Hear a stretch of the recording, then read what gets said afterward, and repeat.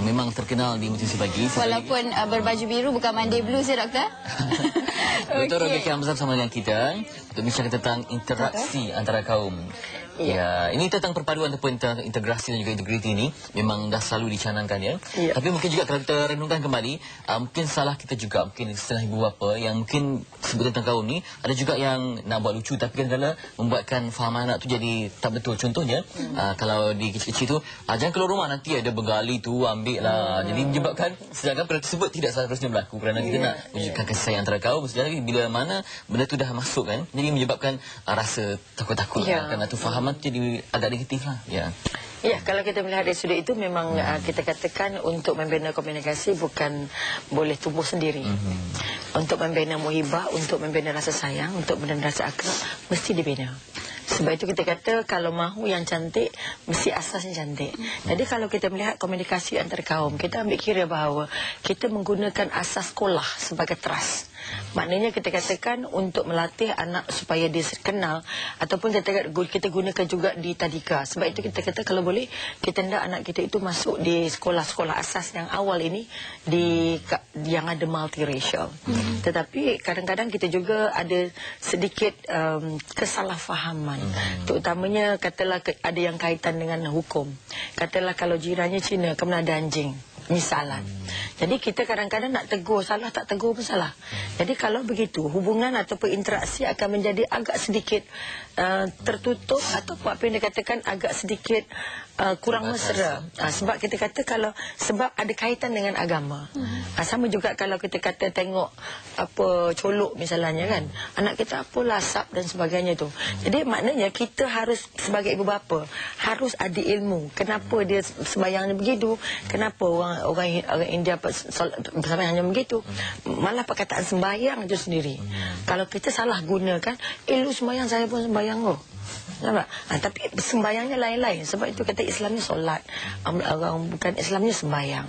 Jadi kita kata penggunaan istilah dan kepahaman budaya pada anak. Macam tadilah, jangan pergi sana nanti menggali ambil gitu. Jadi perkataan menggali itu sendiri. Kalau masa saya kecil dulu, yang bina jalan awal-awal dulu adalah orang yang memang pakai tebal semua. Maknanya besar-besar orangnya, yang bawa truk dan sebagainya. Jadi memang satu senario yang kita rasa menakutkan lah, sebab biutnya banyak kan. Jadi itu mungkin atas asasnya hanya untuk menakut buat sementara.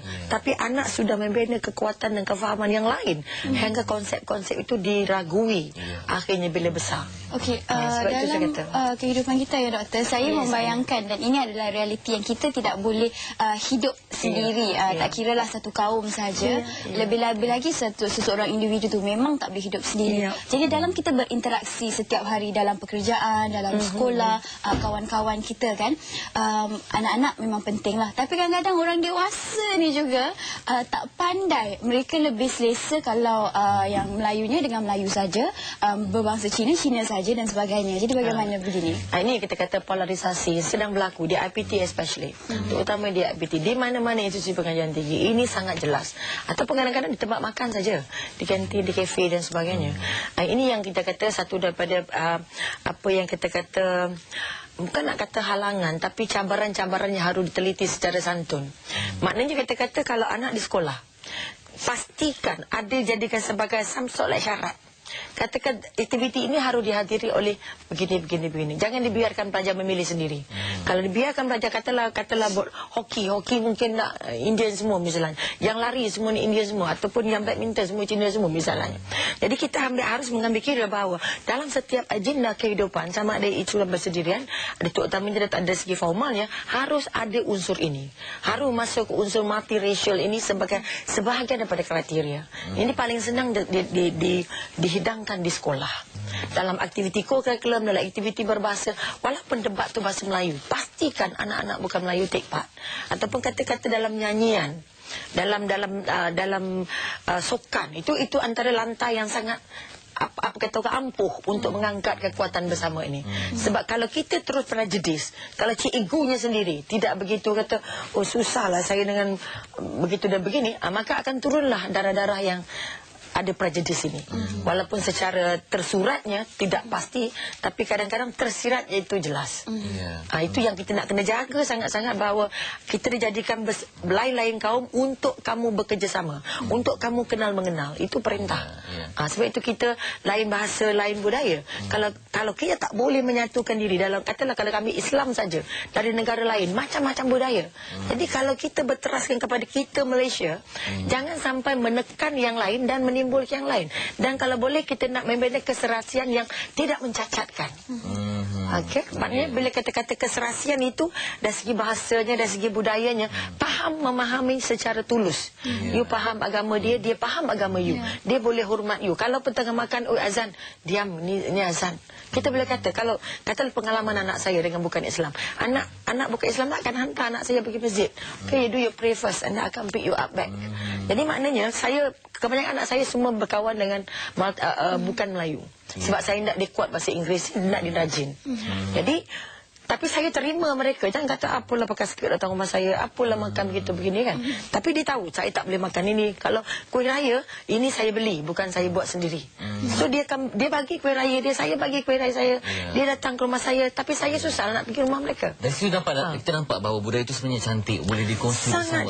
Tapi mungkin kerana fahaman setengah individu lah, mungkin mereka katakan bahawa mereka ni malas nak berkomunikasi. Bila tidak berkomunikasi, mesej itu tak sampai. Kenapa awak pakai tudung macam ni? Kenapa awak makan tak boleh makan itu? Perlu diterangkan. Tapi sebabnya mungkin seorang itu tak ada komunikasi yang berkesan, malah komunikasi tutup selama-lamanya, menyebabkan dia tidak, benda itu tak sampai. Bukan komunikasi berkesan, ilmunya tak ada. Ilmu tak ada. Bila satu mana ilmu, kedua kesempatan. Kesempatan kita untuk menceritakan siapa kita ni. Sebab itu ditampilkan dalam budaya, ditampilkan dalam pakaian, ditampilkan dalam pergaulan, ditampilkan dalam gaya bersembang, ditampilkan dalam cara kita menerima tamu dan sebagainya. Sebab itu kita kata bukan tak nak berkomunikasi, tapi tak ada ilmu-ilmu yang dimiliki oleh orang lain itu. Jadi dia takut nak cakap. Nak tegur nanduk susah, nak tegur sari dia kenapa nampak perut misalnya kan. Jadi maknanya kita melihat dia sebagai salah dari segi kita, tapi harus mengatakannya dalam bentuk yang sangat santun. Kalau boleh kita tak nak nampak begini-begini. Orang Islam begini dan begini. Jadi dia tak rasa ganjil dengan kita. Kenapa sampai pakai begini-begini? Agama kami kata begini, agama kamu macam mana? Tak boleh kata iya, agama kamu salah, agama kami yang betul, tak boleh. Sebab itu kita kata yang penting bukan komunikasi saja, ilmu yang nak dikomunikasikan tu. Apa yang nak diceritakan, nak tegur tu macam mana? Awak sudah sembahyang tak? Awak sembahyang hari-hari tidak melukakan, meluka, menyinggung dan menyebabkan dia rasa kamu tak faham aku, jadi aku tak payah faham. Ada sempadan tu ya? Kita kata yang tersirat. Okey, kita ada seorang pemanggil doktor pada pagi ni. Hello, Assalamualaikum. Assalamualaikum. Ya, Puan Siti ya? Tak. Cik Siti. Cik Siti ada sebarang soalan ke ataupun pendapat, silakan. Ada. Saya nak tanya, dalam pergaulan kenal di sekolah, ada masyarakat ni berkelompok. Jadi bagaimanakah kita nak mengurangkan jurang antara kaum India ke Cina ke Melayu agar kita dapat berkomunikasi bersama-sama. Okey, Siti umur berapa Siti? Saya 16 tahun. 16 tahun. Jadi cakap ni berdasarkan pengalaman ke ataupun macam mana? Saya rasa dalam kehidupan seharian lah. Ya. Ada ramai kawan yang bangsa lain selain Melayu? Ada Cina. Ya. Ya, terima kasih. Assalamualaikum. Terima kasih Siti, pelajar kita. Ya, Siti. Pelajar lagi terasa. Sebab itu kita kata pelajar yang berminat untuk memartabatkan imej harga diri Malaysia, Malaysian, kata-kata rasa warga Malaysia tu mesti seronok berkawan dengan orang bukan Melayu. Kau nak pergi kantin, jom. Nak betul lah teman kita pergi toilet je. You nak masuk kenapa? I nak join sekali. Maknanya kita yang mahu. Kalau kita membiarkan pilihan, mesti kita nak yang sama etnik. Sebab itu kalau boleh kita nak bangun balik kekuatan, kita ada timbal balik. Sebab itu saya sepanjang pengajian, sama ada sedang bekerja ataupun pengajian, kebanyakan kawan saya bukan Islam, bukan Melayu. Tapi kita tidak kata dia, saya makan di restoran Cina, saya beli dah siap bungkus airnya dan makanannya, dan saya masuk ke restoran yang bukan Islam. Sampai kawan kita tengok, you dah gila ke apa? Saya kata, sebab kawan saya bukan Cina dari Penang, Puan Ho kalau dia masih ada, sangat rapat dengan saya. Kalau dia nak makan apa yang saya masak, dia beli dan saya makan di rumah saya. Dan kalau kita kata, maknanya macam mana kita mengangkat kekuatan untuk bersama mereka. Jangan biarkan mereka ke kita saja ataupun kita ke dia saja, sama-sama. Sebab itu kawannya, birthday-nya, partinya, jamuan di rumahnya, rayanya, make kendurinya, make sure they can come. Sebab itu saya kalau yang kawan-kawan anak-anak yang Cina, okay, pakai tutup sikit, long, at least tak ada pakai pendek, dia pakai panjang kalau kenduri saya. Kalau raya, you wear your baju kurung, they know, if you explain, they know. Sebab itu kita kata pelajar-pelajar harus merasa selesa dengan kawan-kawan yang lain. Maknanya jangan hanya rasa selesa dengan sebangsa, tapi merasa tak selesa, seleceh lah dia.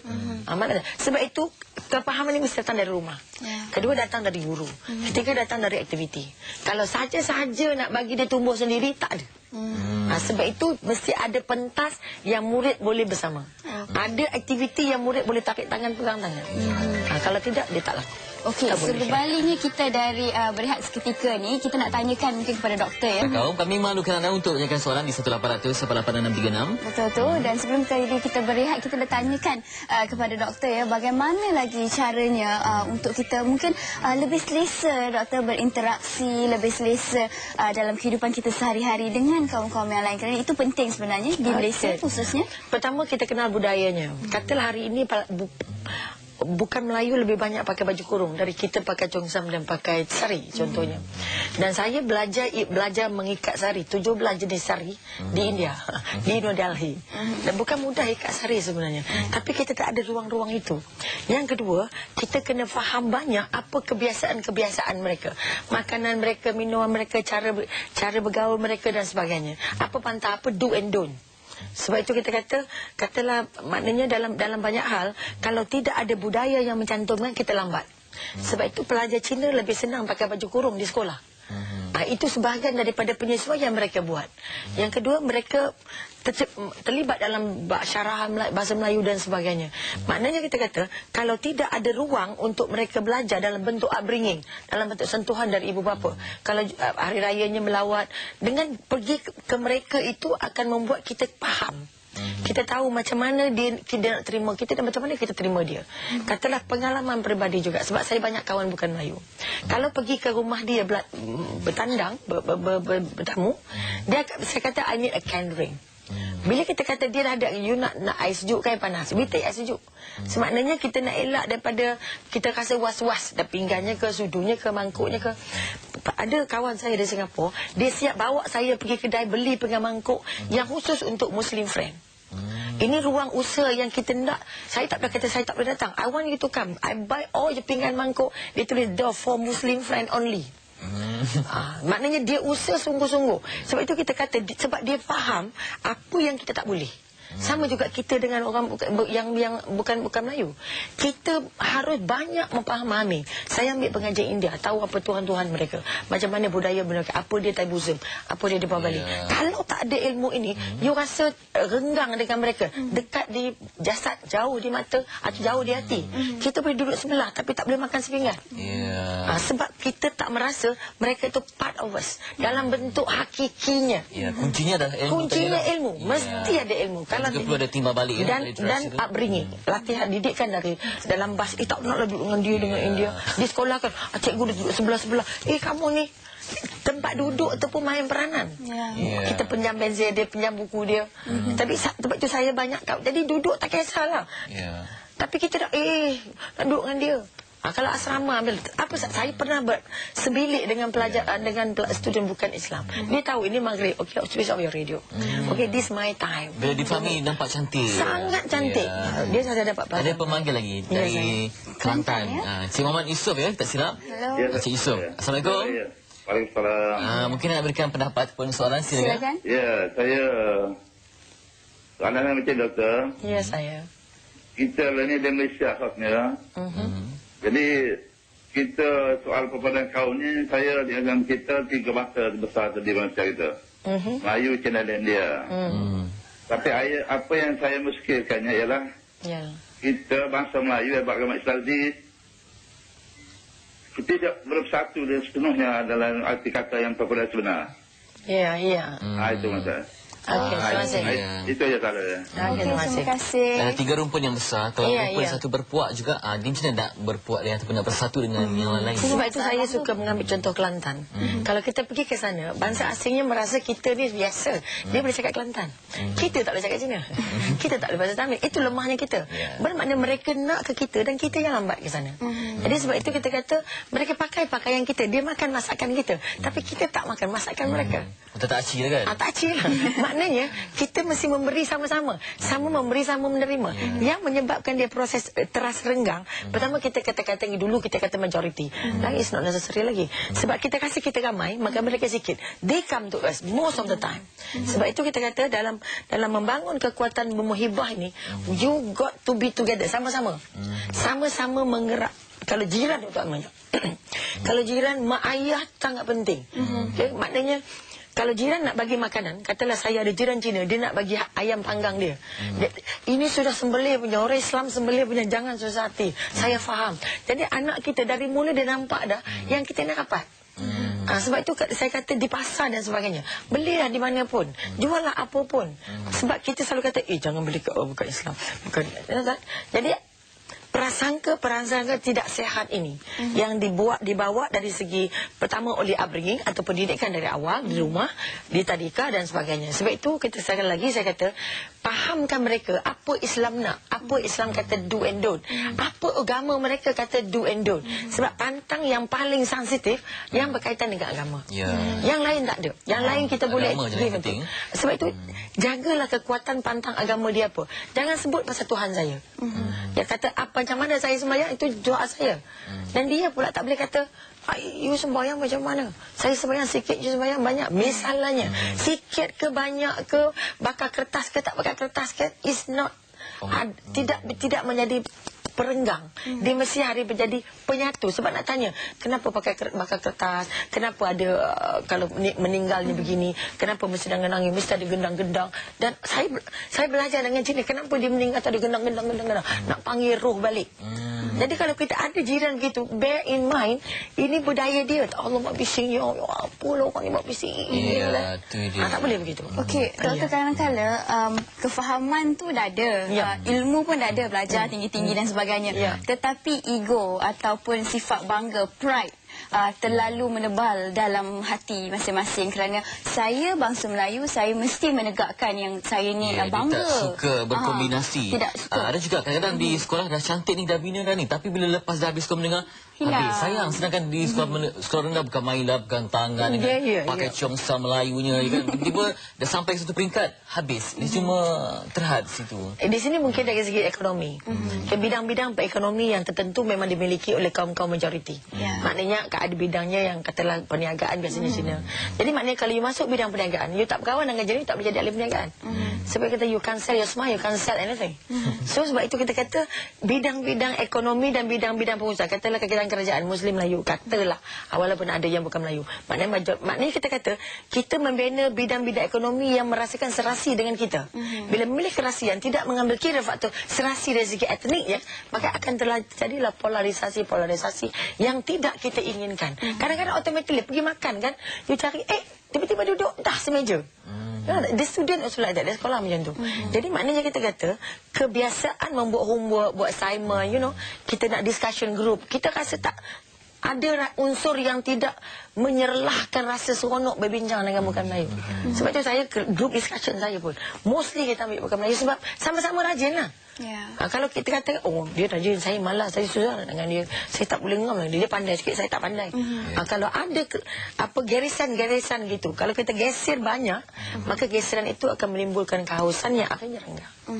Sebab itu kita kata pihak sama ada policy maker, sama ada programmer yang memprogramkan aktiviti dalam masyarakat, sama ada jirannya, kampungnya, apa JKK-nya ke apa ke bendanya, lepas hari belia ke hari apa, make sure jangan ada etnik-etnik yang satu kelas saja. Maknanya kalau berbarisan campur, kalau nak mesti campur. Kalau tak ada disyaratkan ini, sulit kita. Tak dapat nak bina landasan baik. Dari tadi dapat kita simpulkan bahawa yang pentingnya lah ilmu itu sebagai kuncinya. Ilmu dan praktis. Ilmu dan juga praktis itu sangat penting sekali untuk kita merancangkan interaksi antara kaum. Tak kira lah Melayu, Cina, India, yang penting bila dah bersatu tu ilmu dah pun mendebal, akan terjadilah. Orang kata memang dah ada interaksi ni, cuma nak perhaluskan lagi, nak cantikkan lagi je persoalannya. Dan pastinya kalau boleh di Malaysia khususnya lah kita raikanlah perbezaan. Janganlah pula mungkin ada rasa tak suka ke benci dan sebagainya. Kalau boleh tolak jauh-jauh. Ya, perbezaan itulah yang memastikan keindahan. Prejudice itu ditanggalkan. Okey. Terima kasih banyak-banyak Dr. Rubia. Kita nak ke studio A untuk Buletin Pagi. Silakan.